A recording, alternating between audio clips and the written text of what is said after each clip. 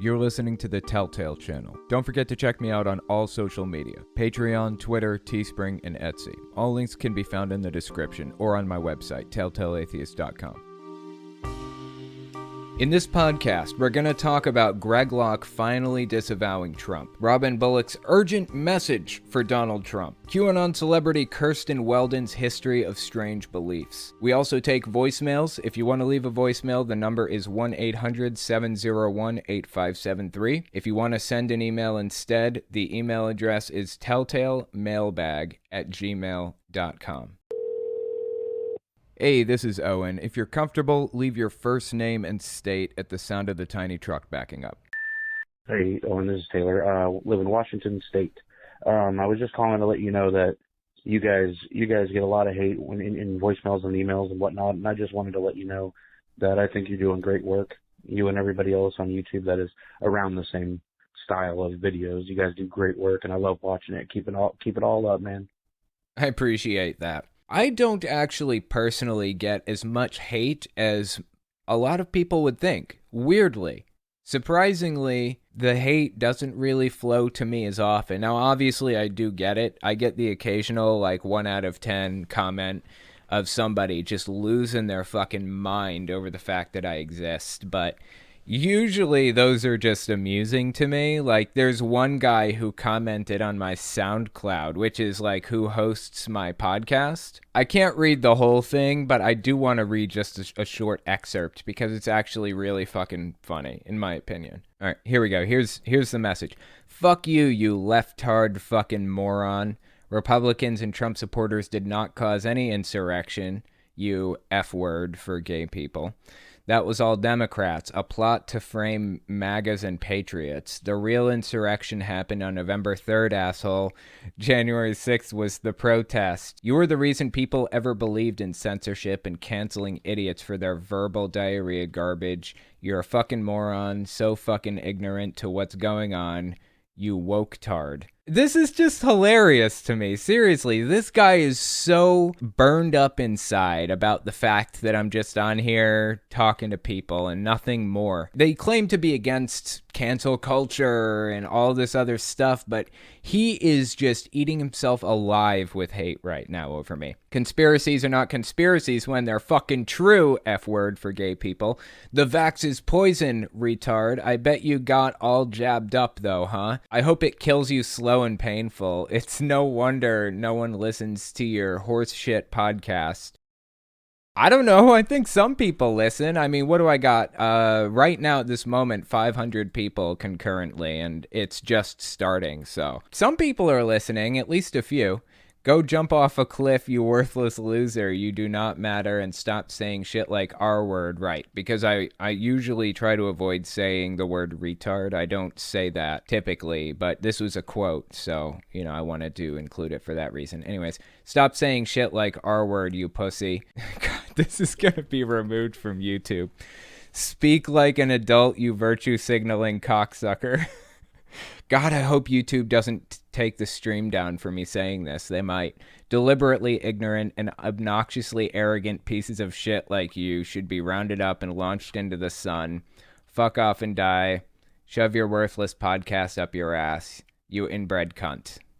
So yeah, I get the occasional insult, but I honestly think that it's really funny sometimes. You gotta appreciate it for what it is. You gotta realize that people who are that upset over what I'm saying are barely hanging on to their lives by a thread. The fact that they're that angry, that worked up over something I'm saying, just says something about their own set of emotions and how little control over them they have.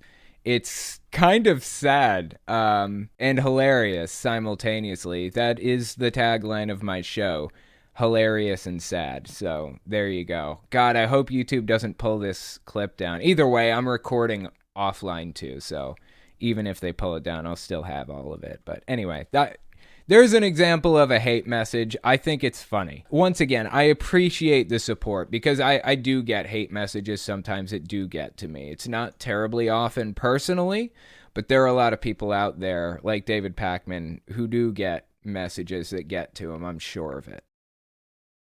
Hey, Owen, this is Brody from Pennsylvania. My question was, is bring your Bible to school day legal?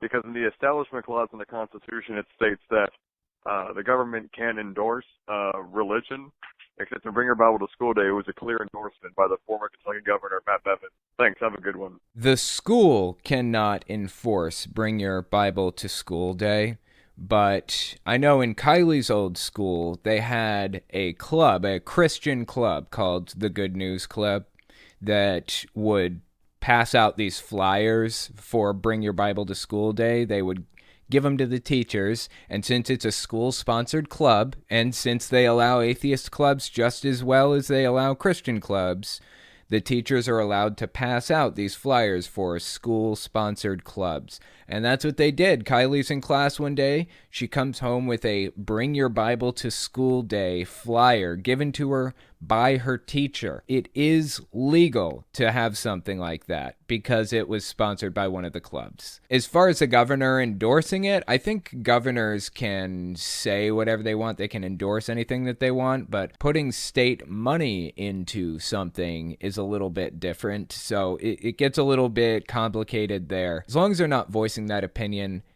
as an official of the government in an official capacity. The governor is his own person and can have his own opinions, but if he writes it down in the state constitution, for example, that's him acting as an official of the county or an official of the state or whatever, and establishing this rule as a state official. So that would be a problem. But honestly, a big problem in the U.S. right now is that people just are not enforcing a lot of these state church separation laws. They're just ignoring it. They're not enforcing them. One of the televangelists from California actually held a campaign event a while back. Full-blown campaign event for a Republican candidate for office. Collected donations for his ass at the end and didn't get in trouble because the laws aren't being enforced right now. That means we are slipping that much further into a Christian nationalist state, basically. So that's absolutely something that we should be keeping an eye on, and we have to press hard. No matter what, we have to press hard. We have to go there and ask tough questions and get in people's faces and talk to them directly and ask them questions about why they think this is okay and if this is legal and push court battles and all that stuff. We have to, or a Christian nationalist state will be waiting in the wings to take control the moment we let up. Hey, Owen, this is Chris from Texas. I just want to know what your thoughts on religious universities are. I'm currently going to a Catholic university, which I was initially skeptical of going to since I'm a closeted agnostic atheist. But they seem all right. They even have an interfaith student council, and they seem fairly progressive overall. They also don't force people to attend religious services or church or anything like that. So, yeah, I just want to know your thoughts on Catholic schools and religious universities in general. See you later. Thanks for all your work. Yeah, I appreciate that. Really interesting question. It heavily depends on the university. I don't think K through 12 schools should ever be religious, ever. But as far as universities go, it depends on the school. My wife is going to a religious school at the moment, but it's not heavily religious. It's only religious in name, not really in anything else. They never have religious questions on the test, for example. Liberty University does. They have religious questions at the end of each test. What did you learn from this lesson, and how can you apply it, and what can you derive from the Bible, and how does it apply to the Bible, and all that other stuff? That's the kind of shit you find from Liberty University tests. And you have to sign a declaration of faith and stuff in some religious universities, but not all of them. So it heavily depends on the university. Now, I don't know if your university is one that isn't so bad. It may be. That's something you would have to determine for yourself. Next question is an email from Says. Here's the email.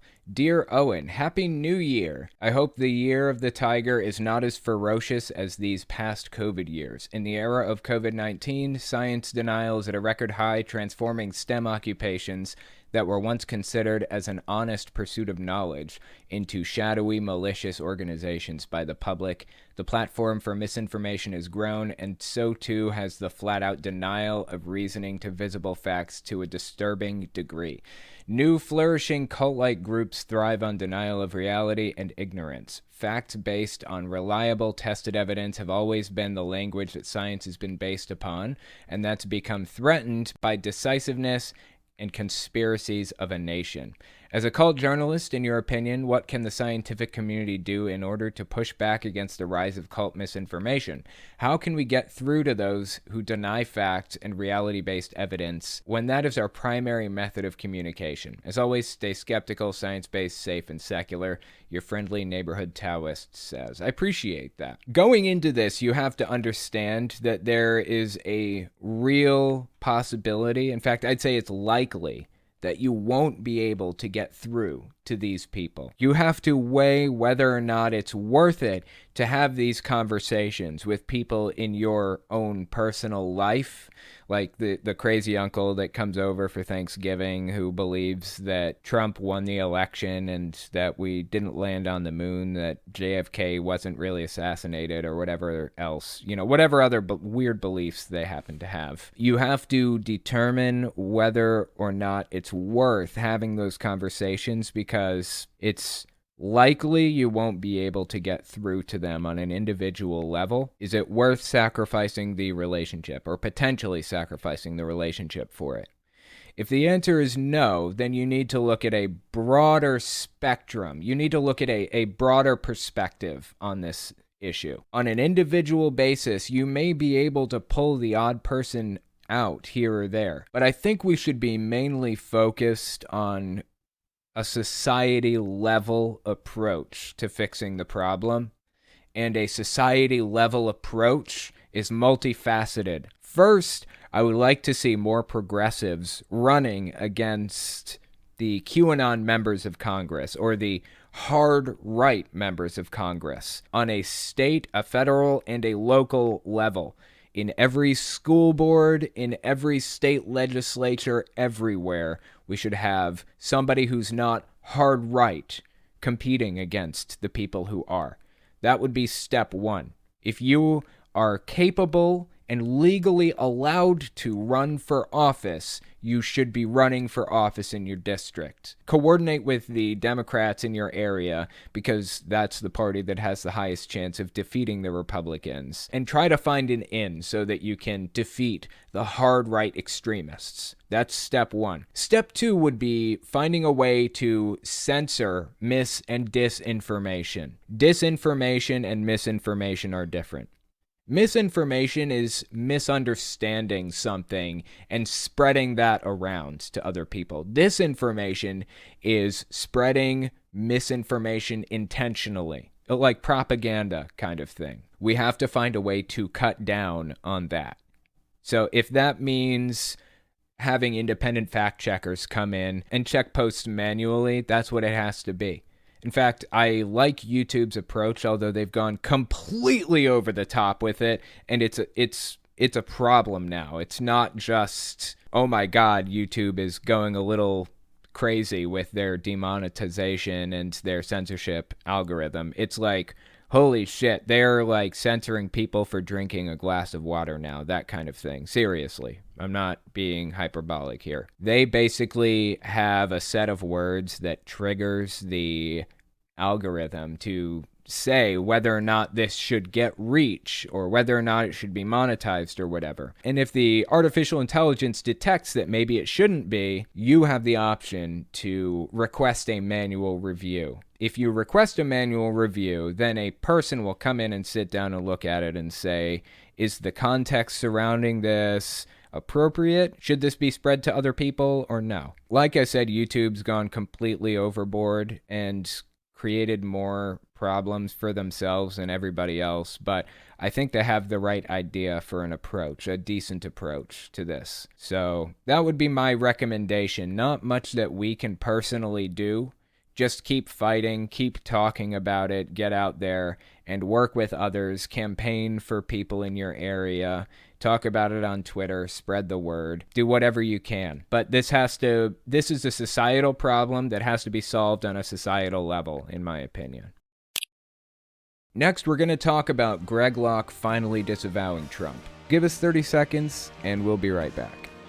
You're listening to the Telltale Channel. Don't forget to check me out on all social media: Patreon, Twitter, Teespring, and Etsy. All links can be found in the description or on my website, telltaleatheist.com.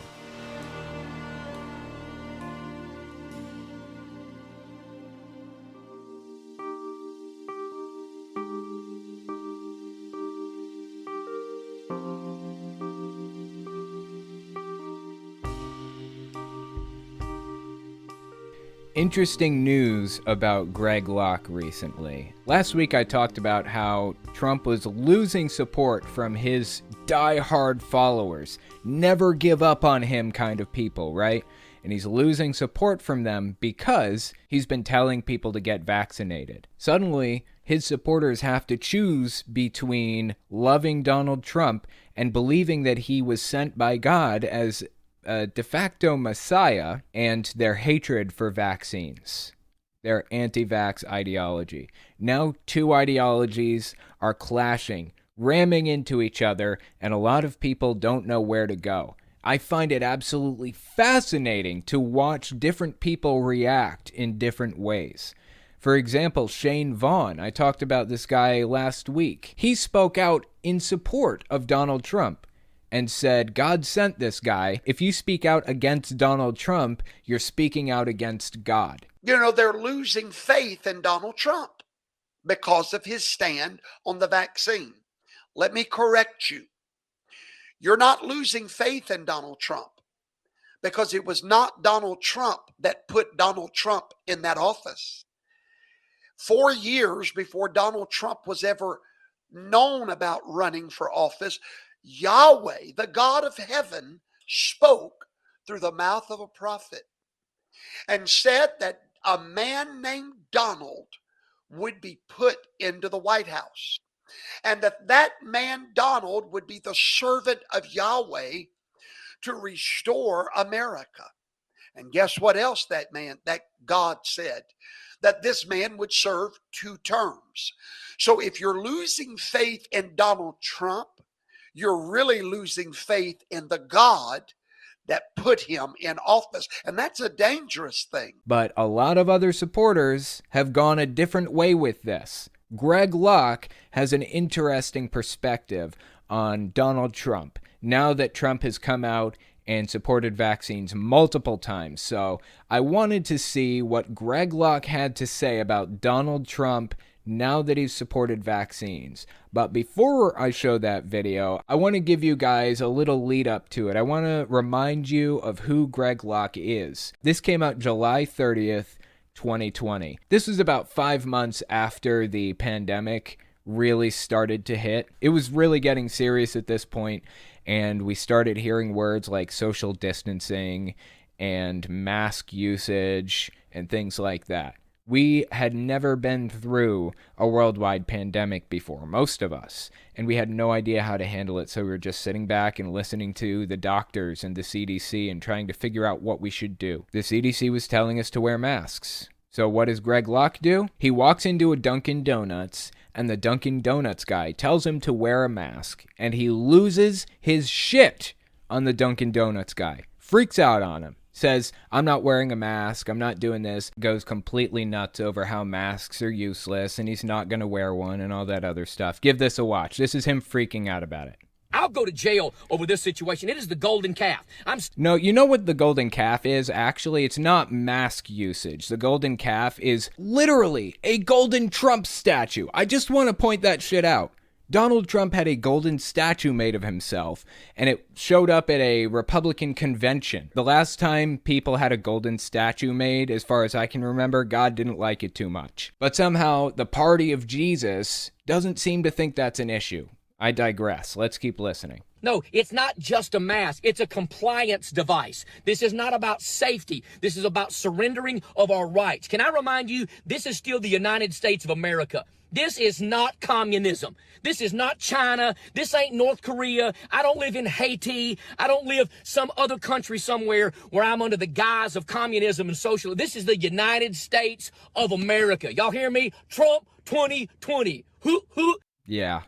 That was, I apologize for the level of cringe in that video, but we had to watch it.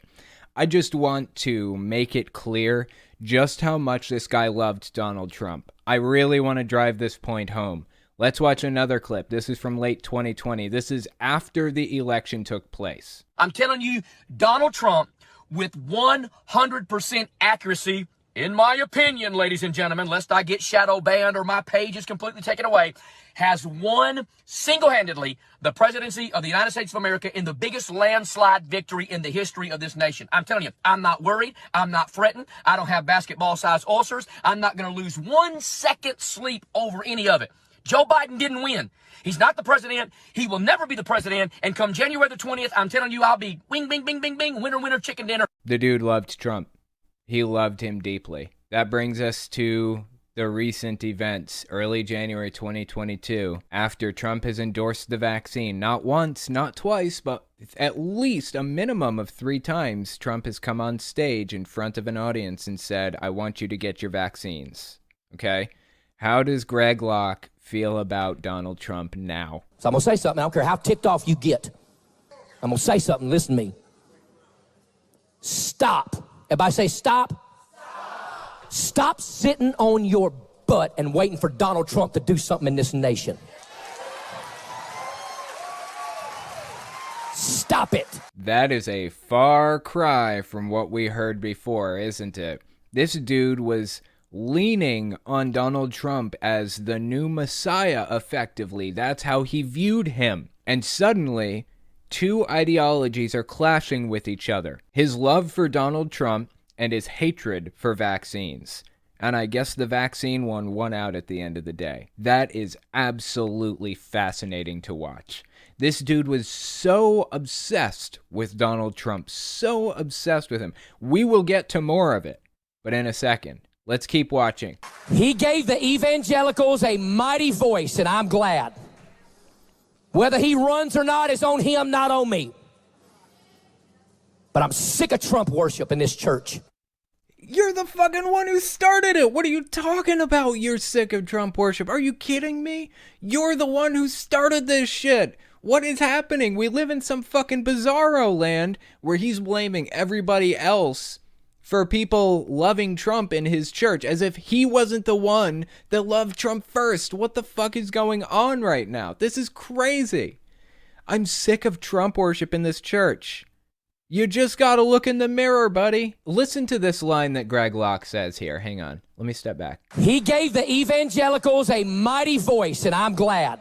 Okay, so now Trump has been downgraded in Greg Locke's mind, basically from savior, from messiah, to just somebody who gave evangelicals a leg up and nothing more, pretty much. He has downgraded Donald Trump's stature in his mind.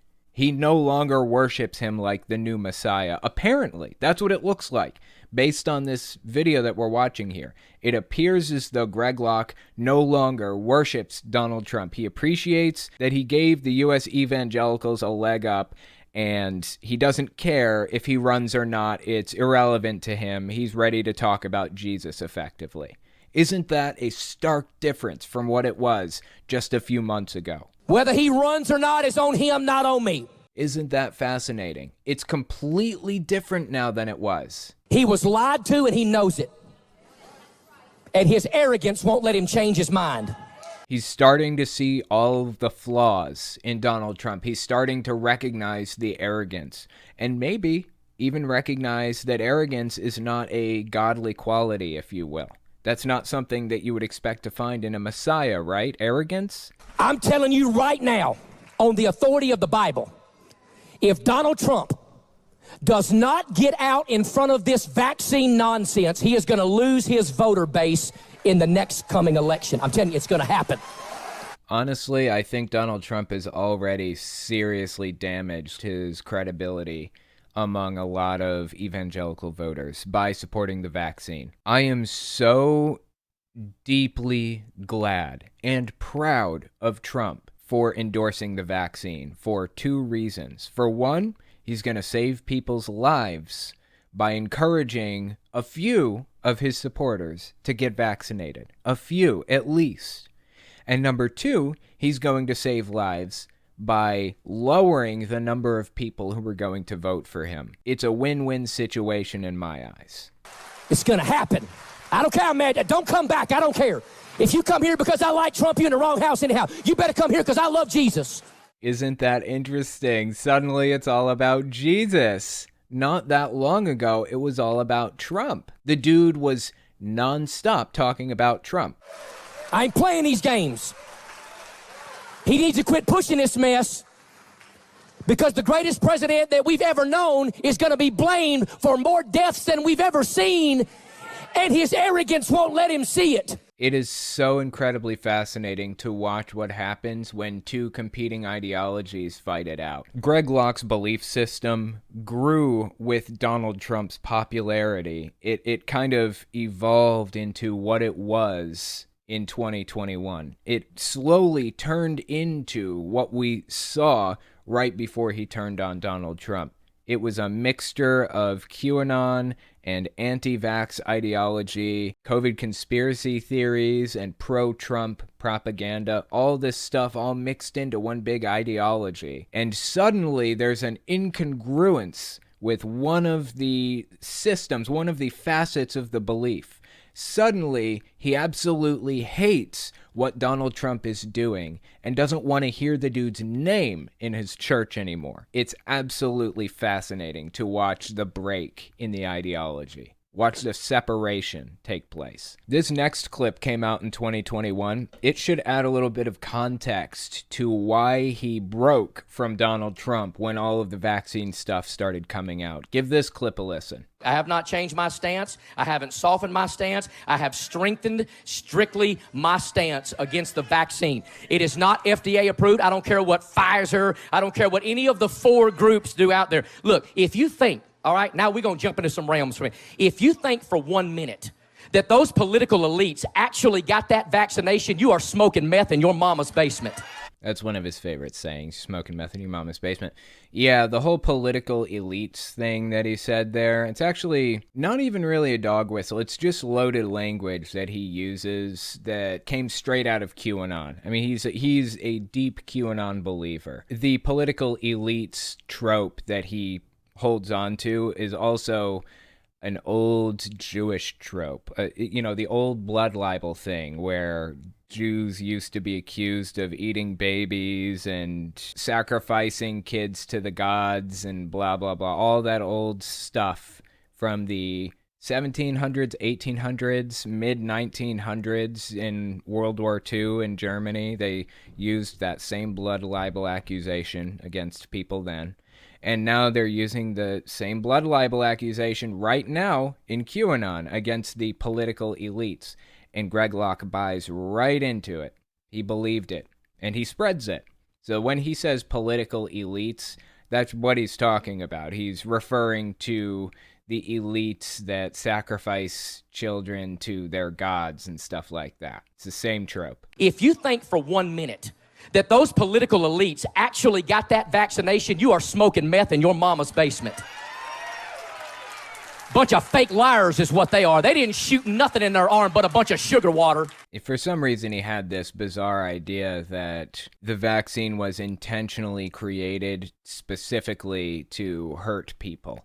I don't know how he came to that conclusion or why or what evidence he used to get there. None, presumably, because there is none for that. But here we are. I mean, the dude seems to still believe it. And I guess at the end of the day, his anti-vax ideology won out over Trump. Absolutely fascinating. So there was a person in his church mid-September 2021 who wasn't really a big fan of how he treated and viewed Donald Trump. He didn't really like the level of love and adoration and worship that he gave to Donald Trump. Watch what happened when he found out that there was somebody who was concerned about the level of love he had for Donald Trump. Mid-September 2021. We got some people under this tent right now. You have the hardest time keeping your mouth shut about your church. So I'm going to sit here for about 15 seconds and just give you a chance to leave anytime you want to. Because we need your seat anyhow, you complaining, judgmental Pharisee. You can leave anytime you want to. I'm just going to sit here for a minute and let you walk out.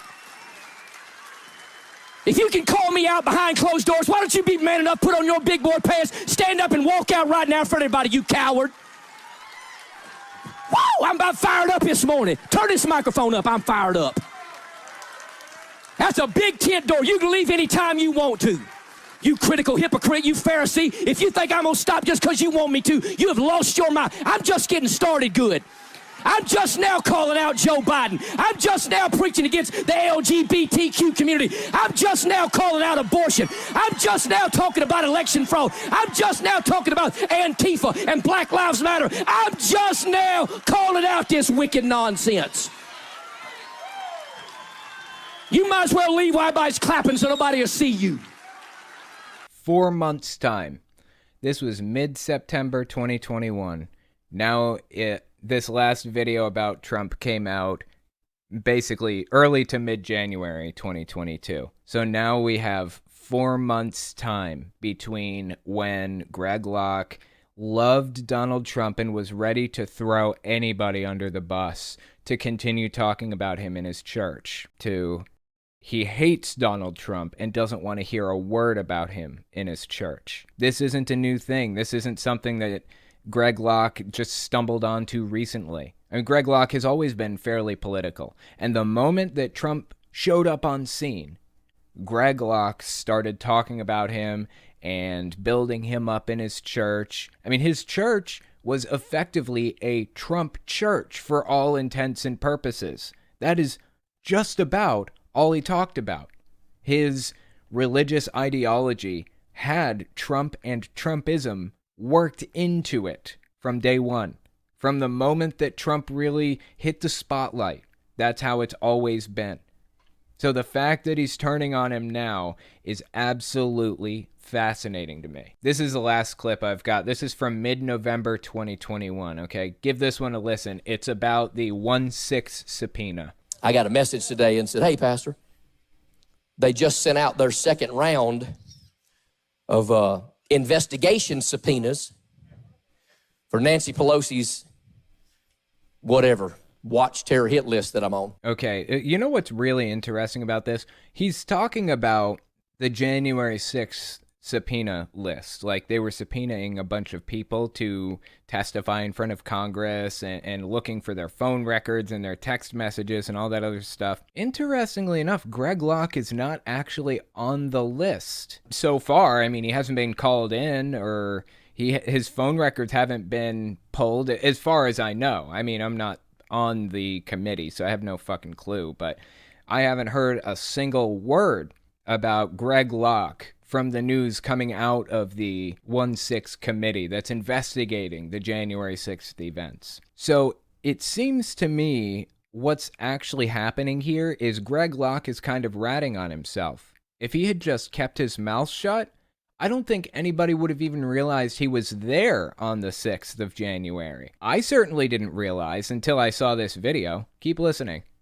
And somebody said, are you okay? Did you get your subpoena yet? I said, nope, but I hope I do. Oh, go ahead and act like a tough guy alpha male, Greg Locke. Yeah, act like an alpha male for us. Let's see what you have to say. I said, nope, but I hope I do. You hear me? I hope I do.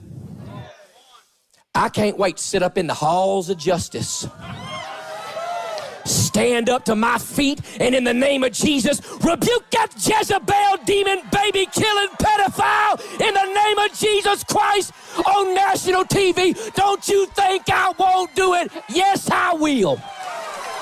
Okay, I don't think they're really doing that. That's not how this is working. They're just pulling text messages from people and stuff. They're trying to follow a trail to see if you were there, to see what you did when you were there, to see if you got inside, if you broke any laws. And if you did, guess what? You get to go to jail. That's what happened to Jacob Chansley, for example. I mean, there's video evidence of him all over the inside of the Capitol. And sure enough, the dude went to jail over this. I think he got sentenced to like 4 years or just over 4 years, somewhere in there. That's probably what would happen with Greg Locke. I doubt there would be any like testifying or any of that unless he is deeply involved in the planning and knew exactly what was supposed to happen, and it goes a lot higher than anybody thinks that it does. They would just be subpoenaing his text messages and throwing him in jail, as far as I know. I just think it's really strange that he is pretty much willing to go to jail for Donald Trump. I mean, the dude showed up on January 6th, presumably, based on what I'm hearing here. He seems to be telling us that he was there on January 6th, then he's expecting to go to jail over it. And he did all of it for Donald Trump. He did it all for Trump. And now, how does he feel about Donald Trump? But I'm sick of Trump worship in this church. Dude went from being willing to give up his life for Donald Trump to this. I guess he seems to believe that Trump has lost the mandate of heaven. I absolutely love to watch two ideologies clash in a person's head and watch to see which one wins out at the end of the day. American choir boy, Trump knew his voter bases was dying off in droves, so he had to make a hard choice for once. Damned if he does or doesn't. That's true. That is true. Although, honestly, I think he may have lost more people by endorsing the vaccine than he would have if he hadn't endorsed the vaccine, in my opinion. Because a lot of the people that follow him in the first place weren't going to get the vaccine no matter what. Whether he endorsed it or not, it didn't matter. A lot of people were like diehard anti-vax people like from day one, you know? I mean, Fox News has been running this anti-vax campaign since the moment Trump lost the election, pretty much. When the moment that they accepted Biden was going to be the next president, that's when it really set in. That's when they really started running this campaign. So these people have months and months worth of propaganda, a year or more worth of propaganda flowing into their brains through Fox News, One American News Network, Newsmax, all of them. Just right-wing extremist propaganda 24/7 that is opposed to the vaccine. And Trump, seeing what's happening now, comes out and tries to kind of reverse it. And it's just not going to happen. You know, it'll work for a few people, but he's fighting against a massive movement that Fox News and others have spent a year working up to at this point. I think Fox News probably regrets their anti-vax campaign to some degree at this point, or at least some of the people at Fox do, because they recognize that this has turned into a heavily partisan virus. They realize that their people are dying off faster than the Democrats are, and that's really fucking them in the end. I think that they knew what would happen if they tried to reverse course. Exactly what happened with Donald Trump. People would turn against them instead of listening to the advice they're trying to give. So a lot of hosts at Fox News have decided to either just go silent on the subject completely or continue to fight against vaccines and mandates. Donald Trump decided to come out in favor of the vaccine. It just blows me away, honestly. Blows me away. Next, we're going to talk about Robin Bullock's urgent message for Donald Trump. Give us 30 seconds, and we'll be right back. You're listening to the Telltale Channel. Don't forget to check me out on all social media: Patreon, Twitter, Teespring, and Etsy. All links can be found in the description or on my website, telltaleatheist.com.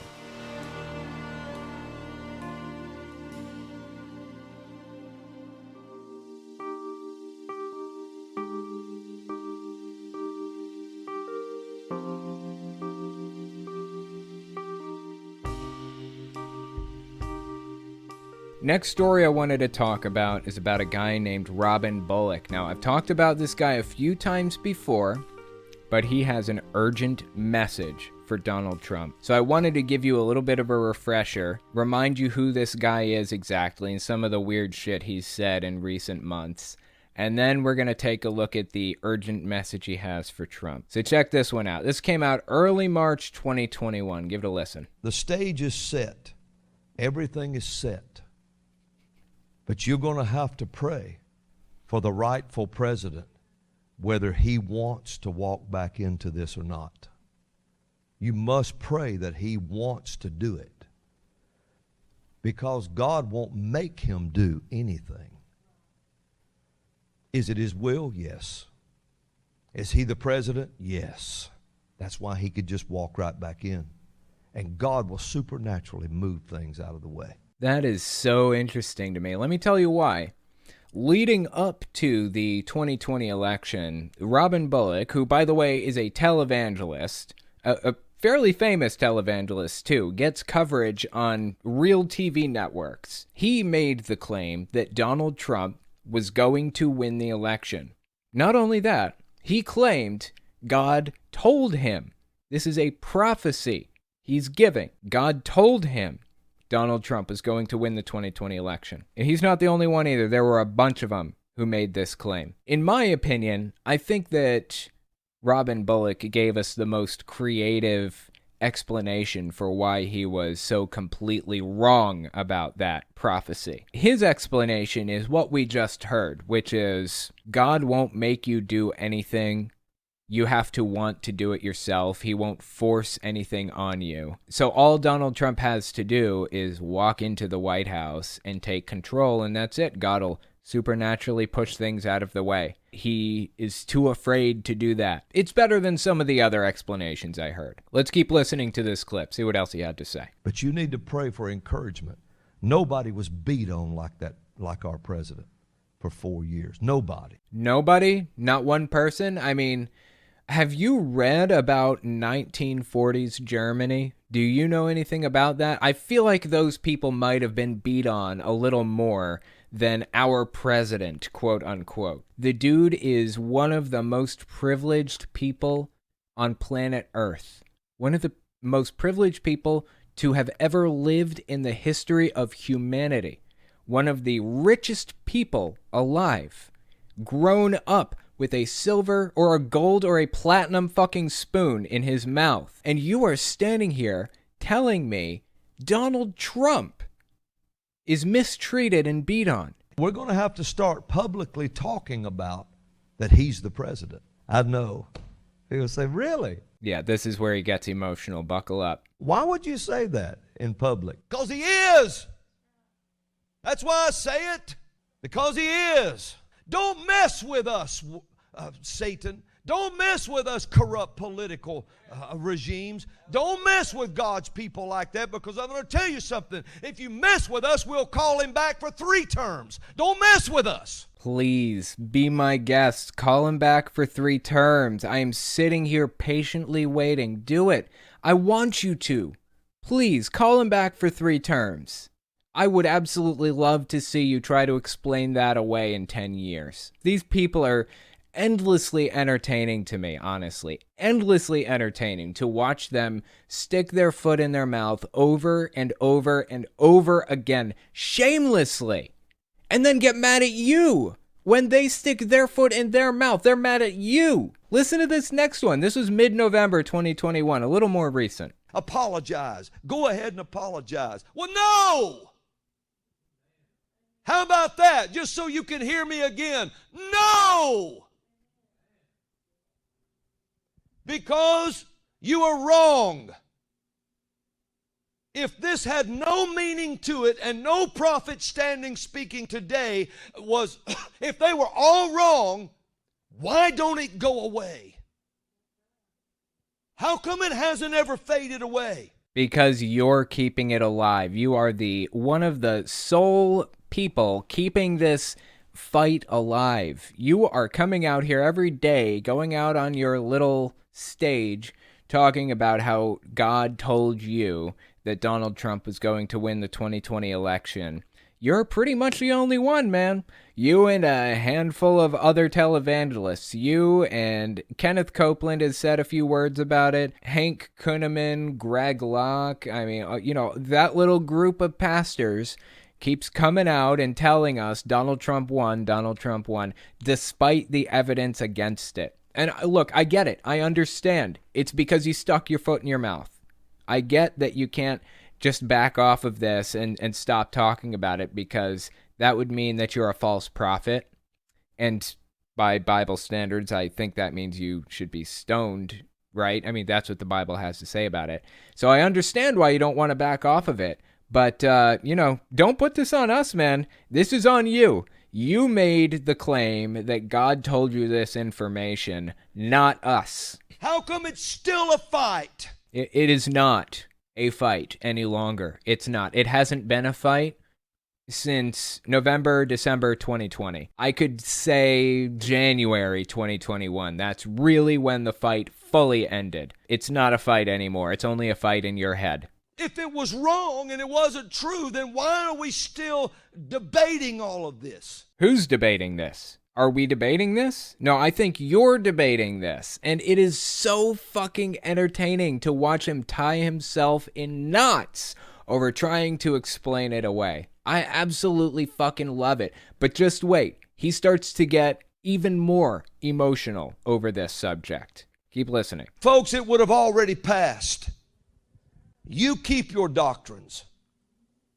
You keep your doctrines, but I'll tell you what, you are going to answer for trying to regulate the Lord's prophets. Oh, he's mad. You with your big educations. You're going to answer for trying to regulate a prophet of the Lord and telling a prophet of the Lord that what God said is not true, but what you said is true. You're in trouble.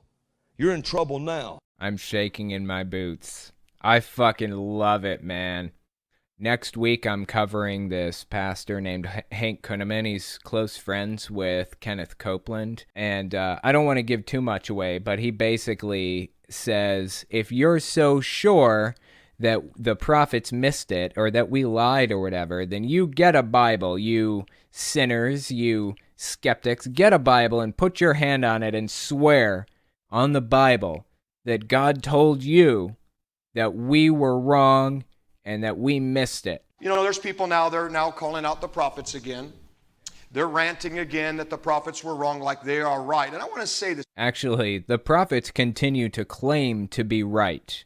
That's actually what's happening. The prophets continue to claim to be right.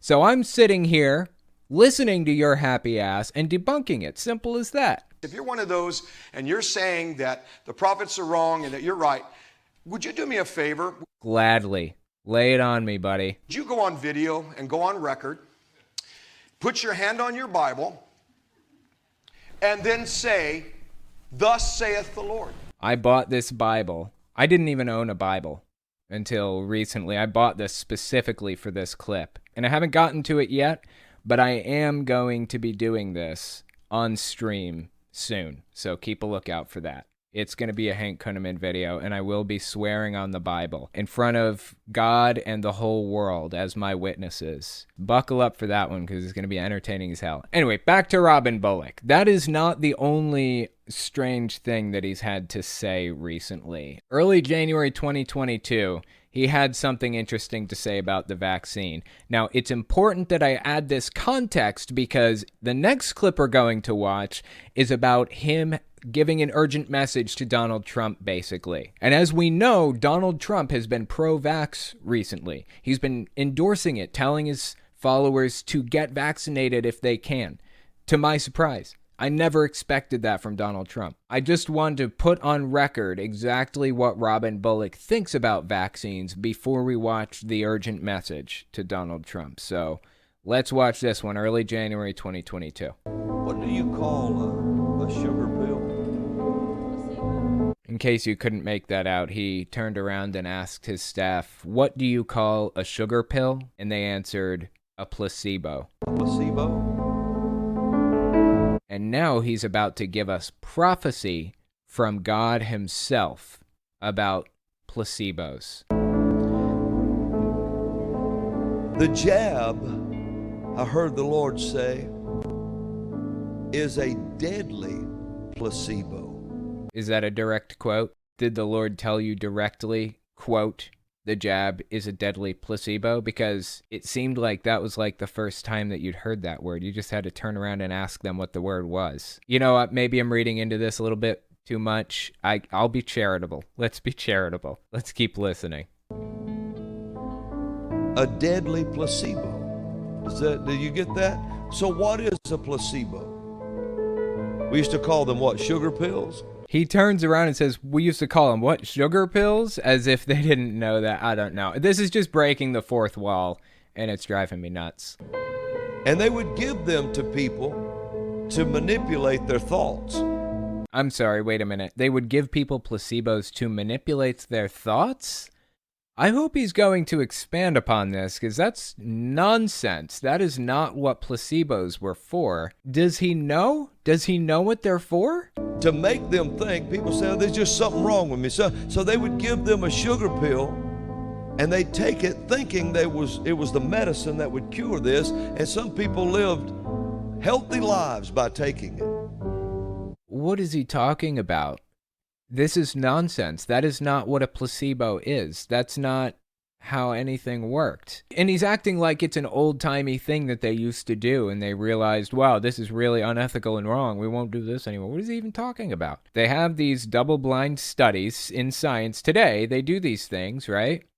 Where they take two groups of people and they give a placebo to one group of people, and they give the real medicine to another group of people, and they compare the results to see how effective a medicine actually is. If people are taking medicine, they're more prone to believe that the medicine is going to do something, and on some level, it will have some kind of an effect. Even if it's just a psychological effect, even if it's just they think that it's helping them. If they have pain management problems, and they take a pill, whether the pill is real or does anything or not, they're taking medicine and they think that it works, so they're going to report lower levels of pain. Giving a placebo to a control group and giving the real medicine to another group gives us a better idea of how effective that medicine is. That's what the placebo effect is. I don't know why he's framing it up like, we don't do this anymore and it's manipulative. Like, what is he even talking about? It's nonsense. Cure this, and some people lived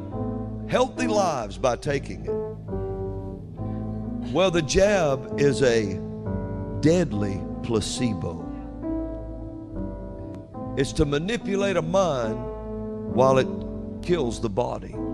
I don't understand. I don't even understand, the perspective that he's trying to give me. Usually, when I watch these types of videos, I can kind of see things from their perspective. I get what they're saying, although it's completely, it's completely out of touch with reality. I can at least see where they're coming from, but with this, I feel like he just doesn't fully understand what the word placebo means, and that's the heart of the problem. Anyway, that is Robin Bullock's position on the vaccine. Either way, I just want to make sure that we all understand where he stands with the vaccine before going into the next message. This is his urgent message to Donald Trump. He went on Steve Schultz's channel early January 2022 to talk to him about this urgent message that he had for Trump. So let's give this a listen and see what he had to say. When I got up this morning, I started writing, and I could show you my notes where I wrote in the dark. You wouldn't believe some of these notes, how they look. But when I got up this morning, the Lord started speaking to me. Yeah, so in the middle of the night, he says that he was dreaming. He had this Elijah anointing, and he had these vivid dreams that God was giving him this message that he wanted him to share with us, that he wanted to share with the rest of the world. So this is the message that Robin Bullock says came from God that he wanted to give to everybody else. Specifically, this goes to Donald Trump. Give it a listen. This is to the enemies of freedom. I know what all you're planning on doing. How do I know? Because Joe Biden told it. He told it, and I heard him say it. Wait, he's reading from notes, so is he speaking? Is he telling us what God told him? Were those God's exact words? He spoke it, and I heard him say it? God shouldn't have to hear anybody say anything, right? God should be able to just look into your head and understand what you're thinking and saying and believing and all that shit. Did I grow up with a different belief system? I thought God was all-knowing and all-powerful and all of that other shit, right? So God shouldn't have to listen to anybody speak anything. He should just know. Just pointing out one more inconsistency in this dude's belief system. Just one more. I implore the saints right now to pray for Donald Trump. What is planned is not good. I can't say the words I heard right now, Steve. Okay. But I'm asking the saints to pray for Donald Trump. I know they say, well, we do. You better pray for him now. Pray for him. This is not good. It's very important that you pray for him right now. Yeah. For his safety. Yeah. For his protection. I hear you saying, why now? Why is it so urgent right now that people pray for Donald Trump? What is so wrong right now that they have to start praying for him? The answer is Donald Trump started endorsing the vaccine. That's why things got so urgent all of a sudden. Donald Trump is seeing pastors, evangelicals, drop like flies from his movement. Shane Vaughn stuck around, surprisingly. You know, they're losing faith in Donald Trump because of his stand on the vaccine. Let me correct you. You're not losing faith in Donald Trump because it was not Donald Trump that put Donald Trump in that office. 4 years before Donald Trump was ever known about running for office, Yahweh, the God of heaven, spoke through the mouth of a prophet and said that a man named Donald would be put into the White House, and that man Donald would be the servant of Yahweh to restore America. So if you're losing faith in Donald Trump, you're really losing faith in the God that put him in office. And that's a dangerous thing. But Greg Locke and Robin Bullock and a bunch of other people are starting to question Donald Trump's leadership, and they honestly aren't sure if they want to stick around or not. In fact, Greg Locke is very sure he doesn't want to stick around anymore. He specifically told people to stop talking about Trump in his church. He is sick of hearing about Donald Trump in his church. Stop sitting on your butt and waiting for Donald Trump to do something in this nation. But I'm sick of Trump worship in this church. So this message is going out to Donald Trump because Robin Bullock seems to believe that Trump got bad information, and he believes that his life is in grave danger because he seems to be supporting the vaccine. That means something is really, really wrong with Donald Trump to have done something like that in Robin Bullock's eyes. This is Robin Bullock's response to Donald Trump endorsing the vaccine. I heard the conversation in a dream. They are planning on getting rid of him. Thus saith the Lord. So now I appeal to Donald Trump. I know you know what I'm saying. Tighten up around you. The Lord said, your compromise has set this up. Now you must fight. Your compromise has set this up. Remember that. They are lying to you.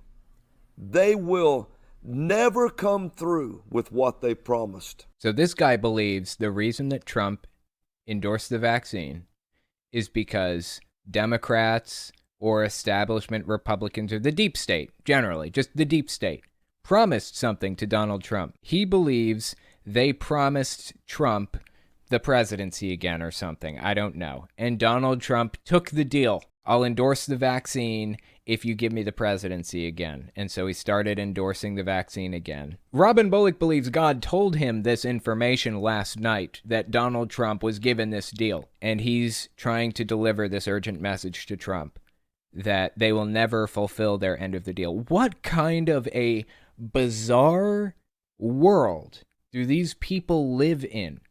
Like, the world view from the top down is nonsensical. It's strange, bizarre, bewildering. Everything that these people believe about how the world works is fucking weird. It is so difficult to wrap your head around. If you listen to them, by 2024, you will lose your potency and trust. If you have a question about someone around you, use the phrase that you coined.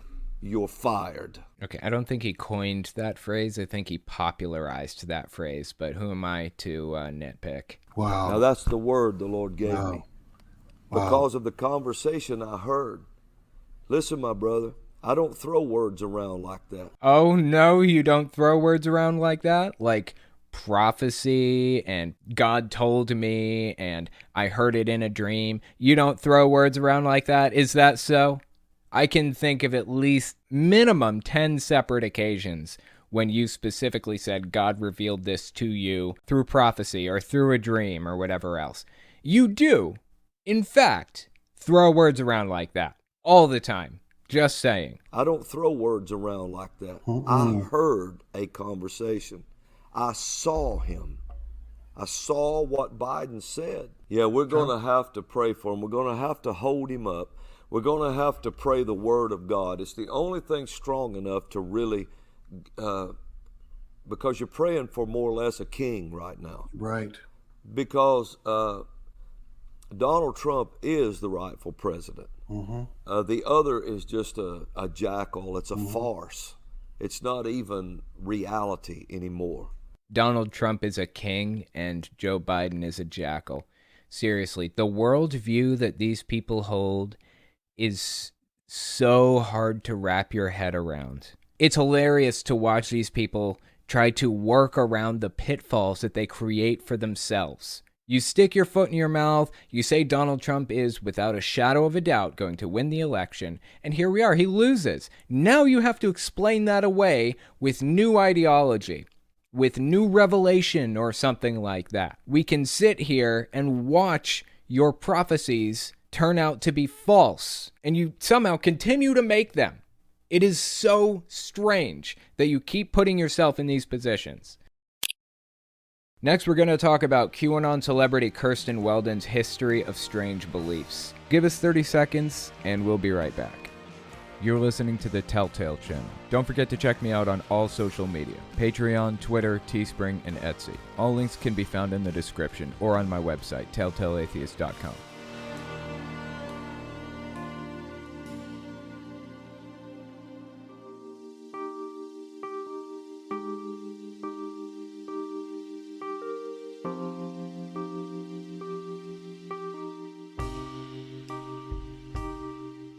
Next story I wanted to talk about is a somber one. Somebody named Kirsten Weldon, one of the more famous QAnon YouTubers, basically, has died of COVID. I understand the arguments in favor of this kind of thing. I get some people believe that, one fewer conspiracy theorist is a good thing and all that other stuff, but that's just not the position that I hold. I get that this person contributed to a lot of pain and suffering as a QAnon YouTuber. I get that, but in my opinion, human life comes before all else, and I can't, in good conscience, revel in pain and suffering of anybody. I get the argument that people provide to me, Rush Limbaugh caused a lot of pain and suffering, and he laughed about it when people were suffering from the AIDS crisis. I get that, I get it, but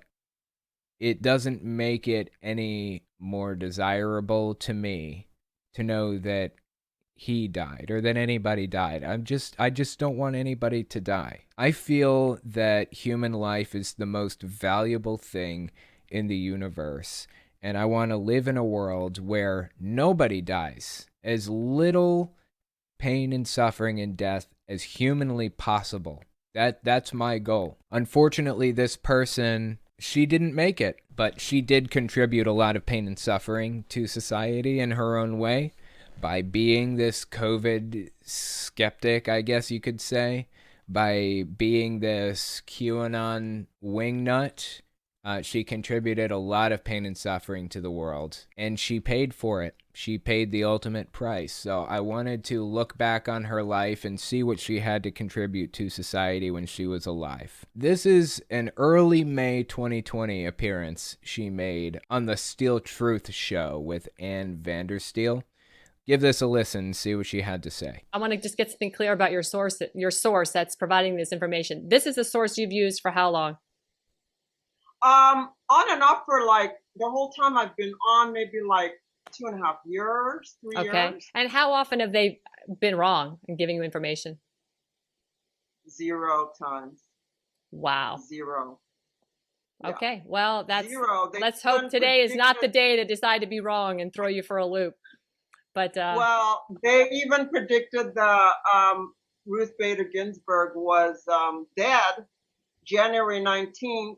I'm sorry, and January 2019. That's when her supposed source claimed that Ruth Bader Ginsburg actually died. Well, when did Ruth Bader Ginsburg actually die? She died September 18th, 2020. Okay, so this woman, Kirsten Weldon, is claiming that her source, who's never been wrong, told her that Ruth Bader Ginsburg died July 2019, over a year before she actually did. It gets crazier. Keep listening. January 2019, I'm sorry.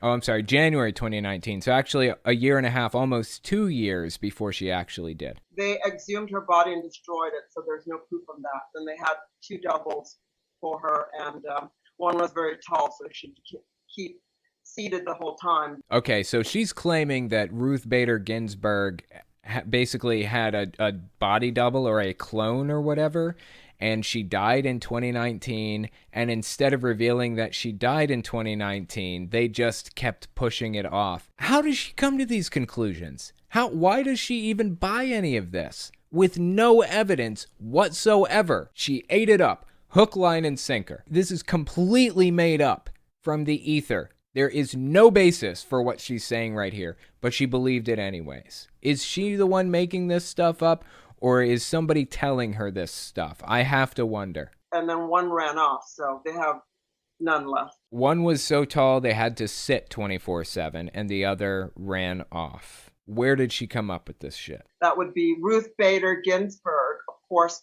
protected by the very corrupt Justice Roberts, who got $3 trillion of our funds. Mm-hmm. $3 trillion? John Roberts got $3 trillion of our funds. I guess taxpayer money is what she's talking about. Yeah, come to think of it, how did they hide that Ruth Bader Ginsburg had been dead for 2 years from the Supreme Court justices, from the staff members at the Supreme Court, from the lawyers that bring cases in front of them? How did they hide it from all of those people? This is so far out there, I can't see her from where she's standing. Seriously, this is some bizarre shit. And again, $3 trillion? He was given $3 trillion? I feel like she doesn't fully understand how much money that is. In fact, I'm sure of it. When Tower 7 went down, and he gave the remainder of the $10 trillion to the Bushes and the Clintons. I don't know if you guys are aware of this, but there's a total of about $1.5 trillion in U.S. physical currency in circulation. $1.5 trillion total. The total amount of cash that is in circulation in the United States is $1.5 trillion. And she's sitting here telling us that John Roberts, Supreme Court Justice John Roberts, got $3 trillion, and then another $10 trillion went to the Bushes. That is so beyond bizarre. I honestly don't know where to start. But that's not actually the first time we've heard a claim like that. Actually, our old buddy Lynn Wood made a claim like that not too long ago. 9/11, you want to talk about that? Let's talk about CGI. You know what that is? Computer graphics generated images. You know what CGI is? You know what deep fake videos are? The estimate was there was $3.5 trillion. That was the estimate. That had been stolen from the defense budget. They were going to have hearings starting on November the 12th to discuss that money that had been stolen and was missing. That was your money, by the way. And then all of a sudden, on 9/11, what appeared to be a plane hit one building, what appeared to be a plane hit another building. Then later that night, another building fell down that wasn't hit by a deadgum thing. It was the building that went down, Building 7, that had all the paperwork in it with respect to the missing money. Lynn Wood was the lawyer for Kyle Rittenhouse originally. He was also a Trump lawyer originally, and he's a full-blown QAnon conspiracy theorist. But that's where this comes from. This is a QAnon claim. Like I said, this woman is a big QAnon influencer on YouTube before it got shut down, and of course before she died, sadly. Like I said, I don't want anybody to die. Human life is precious, no matter what. Let's watch the next one. This one's mid-July 2020. Okay, so 15th, 16th, and 17th from my military intel, he's going to be triangulated by 3 FBI agents. And on these 3 dates, 15th, 16th, and 17th, one of these days, they're going to try to take him out. This is what, the 55th attempt? Of course, she's talking about Donald Trump. She's claiming that there have been a total of 55 attempts on Donald Trump's life. Like I said, this clip came out mid-July 2020. So by mid-July 2020, this woman believed that there had been 55 attempts on Donald Trump's life. And there was about to be another one. And she had military intel to key her into this, to let her know that something was about to go down. Because the one thing that military intel agents do is tell this information to people who are viewed as conspiracy theorists on YouTube. That's like the first thing they do. The moment they hear about this stuff, they go straight to the YouTube conspiracy theorists and spread it around. Makes perfect sense. It's 15th, 16th, and 17th. One of these days, they're going to try to take him out. This is what, the 55th attempt? And they have taken out 2 of his clones. Wait, Donald Trump had clones? This is news to me. How are they okay with that? They're always talking about doubles and clones of, like, the deep state operatives, like Ruth Bader Ginsburg. But here we are talking about Donald Trump's clones. 2 of his clones. So just FYI, yes, there's clones out there that are his. So he would not have survived without the clones. So FYI. Can we get footage of, like, one of the clones being hurt in his place then? She's telling us that he wouldn't have survived without the clones. That it at least implies that the clones have been hurt in the line of duty. Maybe even worse, right? Is there proof? Any proof at all? Anything? I'll take anything, I promise. Just give it to me, and I'll examine it. Of course there's no proof of this. She's just seemingly making things up. Absolutely nothing to back up what she's saying. She's just saying it. And we can really tell the difference between the clones by the tie. Sometimes the yellow tie, the red tie, and the blue tie Trump. The blue tie Trump is a happy clone that's very good at golf. The yellow tie Trump is not, that smart. And the real Trump usually is the red tie Trump. Oh, I love it. They even came up with an explanation for why he is sometimes dumb as dog shit. I love it. I love it. Here's your explanation. You ever wonder how they justify Trump being so ridiculous and some of the things that he says? I'm trying so hard not to insult the guy. I don't believe in insults. I try desperately not to insult people. I will criticize. I will not insult. Here's their explanation for why Trump has questionable levels of faculty sometimes. There you go. It's a clone, and it's one of the less intelligent clones. That makes perfect sense. Thank you so much for clarifying that for me, Kirsten Weldon. Here's another clip, early April 2021. So this one is about as recent as we're going to get. In this clip, she was talking to a Francine Fosdick. That's this woman right here, Francine Fosdick. She's famously a Q supporter, massively big Q supporter. She's in with this whole crowd, Mark Taylor and a bunch of other people. So here's Kirsten Weldon talking to Francine Fosdick about what's going on with China right now.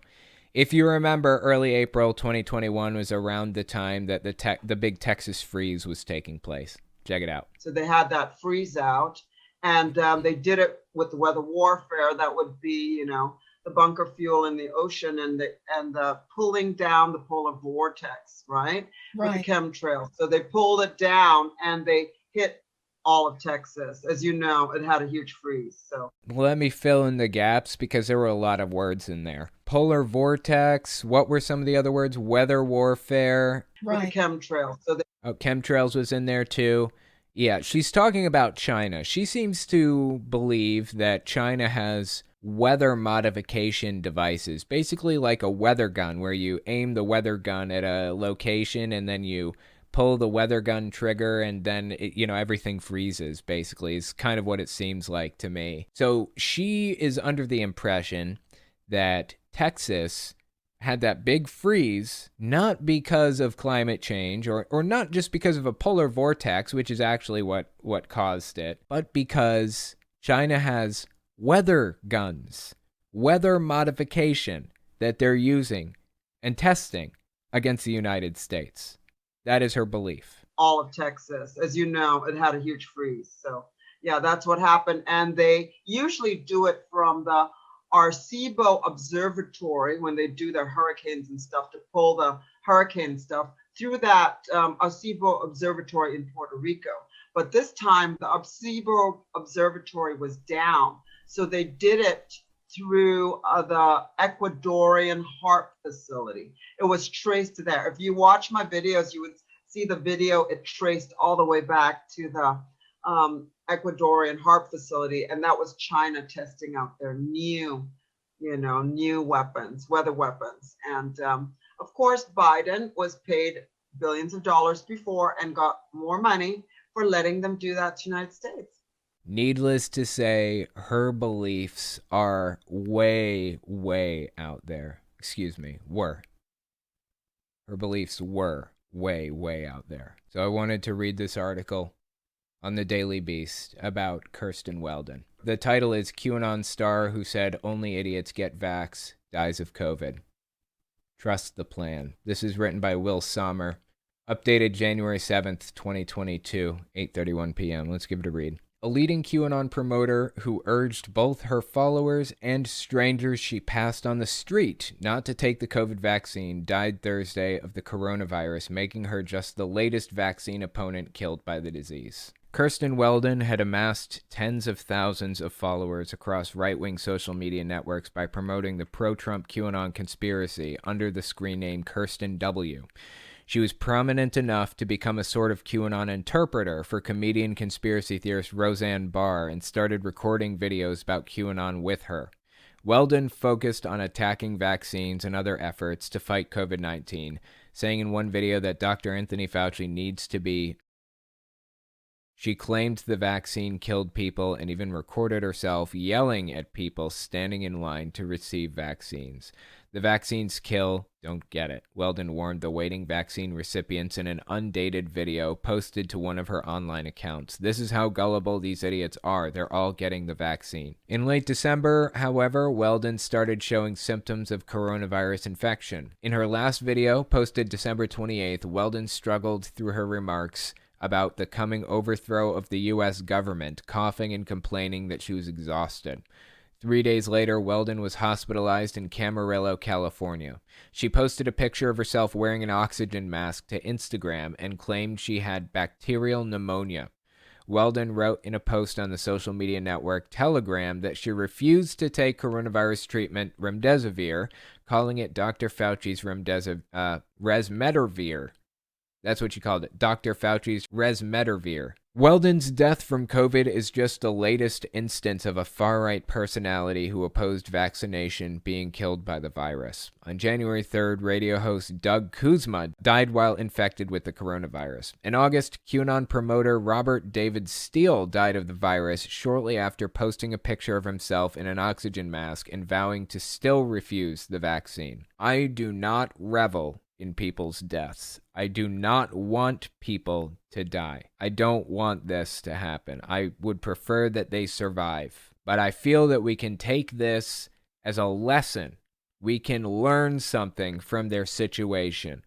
We can learn that vaccination saves lives. You know what happened to me recently? Kylie tests positive for the virus 2 weeks ago or something, 10 days ago, actually, to this day. She comes home, she starts isolating, and it's a deeply red line, too, on the test. It was bright red. She was very infectious. Myself and my wife, Rose, quarantined with her because we assumed that we were going to catch it too. All three of us were vaccinated, double vaccinated, hadn't gotten our boosters yet. We had scheduled the appointment to get it and hadn't gotten it yet. So Kylie tests positive. Rose and I never tested positive, not once, the entire time that we were isolating with Kylie.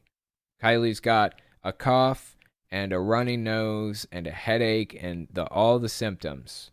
She's coughing all over the place, and this shit is Omicron, so it's more infectious than others. The entire time we're inside with Kylie coughing all over the place, we never tested positive because of the vaccine. If you want to survive this, your best bet right now is getting vaccinated. Your best bet's getting vaccinated. If you don't want to end up like Kirsten Weldon, please get vaccinated. Let's keep reading the article. In September, a QAnon follower named Veronica Wolski became a cause celebre in QAnon circles after she was hospitalized with the coronavirus. QAnon fans besieged the hospital with phone calls demanding that Wolski receive ivermectin, the deworming drug used by some as an unproven coronavirus treatment.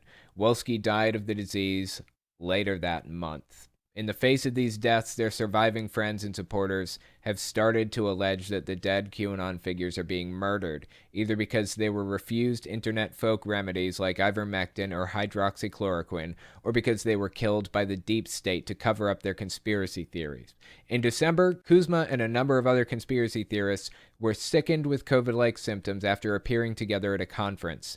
Rather than acknowledge that they had COVID, the far-right influencers suggested they had been targeted by an anthrax attack. I remember that. I covered it at the time. Completely out of touch with reality.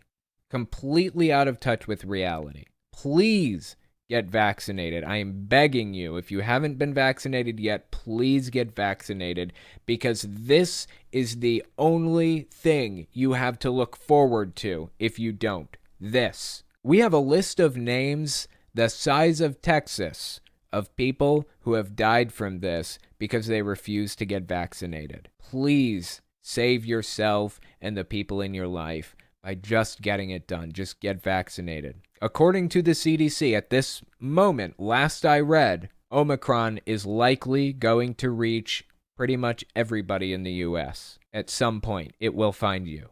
It is extremely infectious. This is your last opportunity.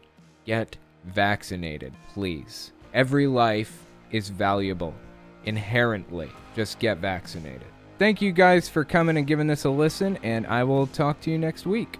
If you like what I do and you want to make sure I can continue to do it, you can support me in a few ways. First, you can support me on Patreon. That's probably the best way. But if you want to get something back for your support, you can check out my Teespring. I sell all kinds of shirts and stickers and stuff on there. Second, you can support me by checking out my Etsy store. I sell 3D printed stands for every system, from the original Nintendo to the Xbox One. And finally, if you want to support me in other ways, you can check me out on my other channels. I have the podcast channel, which is where I talk about whatever's on my mind. Politics, social issues, whatever. You can also find it everywhere podcasts can be found. Or you can check out the videos on my main channel, where I focus on destructive cults. As it is with most channels these days, I rely on the support of viewers like you to keep my channel alive, so sharing my work is extremely helpful. Anyways, check me out in all those places if you haven't already. Thanks for listening, guys.